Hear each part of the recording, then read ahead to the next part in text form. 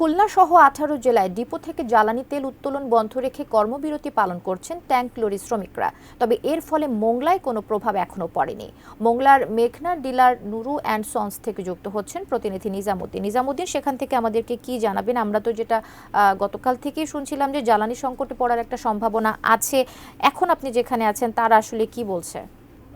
18 জেলায় যে tank lorry শ্রমিকদের যে কর্মবিরতি চলছে, এই কর্মবিরতির ফলে কিন্তু বিশেষ করে আপনাকে জানিয়ে রাখি যে মোংলা সমুদ্র বন্দরে বা মোংলায় তেমন এর কোনো প্রভাব পড়েনি।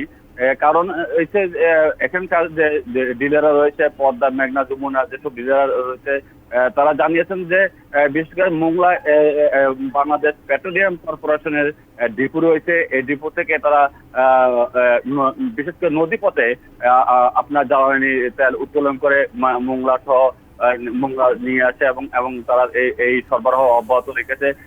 নদীপথে আসার কারণে কিন্তু ট্যাঙ্ক লরি শ্রমিকদের যে কর্মবিরতি চলছে, এই কর্মবিরতির তেমন কোনো প্রভাবই এখনো পর্যন্ত মোংলায় পড়েনি।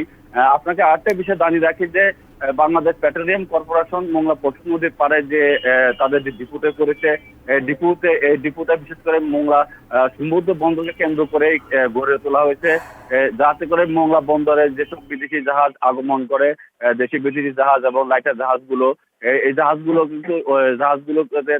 খুব সহজেই আপনার ট্রলার যুগে বা লাইটার কার্গো যুগে, ট্যাঙ্কের যুগে কিন্তু জাহাজে জ্বালানি তেলগুলো সরবরাহ করে থাকে। তবে এর কারণে কিন্তু এই নদীপথ থাকার কারণে কিন্তু আপনার ট্রলার এবং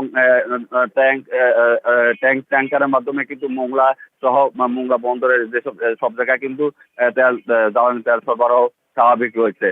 তবে এখনো পর্যন্ত এর কোনো প্রভাব এখনো পর্যন্ত মোংলায় তেমন একটা পড়েনি। তবে ব্যবসায়ীরা বলছেন, যেহেতু মোংলায় এই পেট্রোলিয়াম কর্পোরেশনের যে ডিপোটা রয়েছে, এখানকার যে নদীপথটা থাকার কারণে কিন্তু ট্যাঙ্ক লরির কোনো প্রয়োজন হয় না।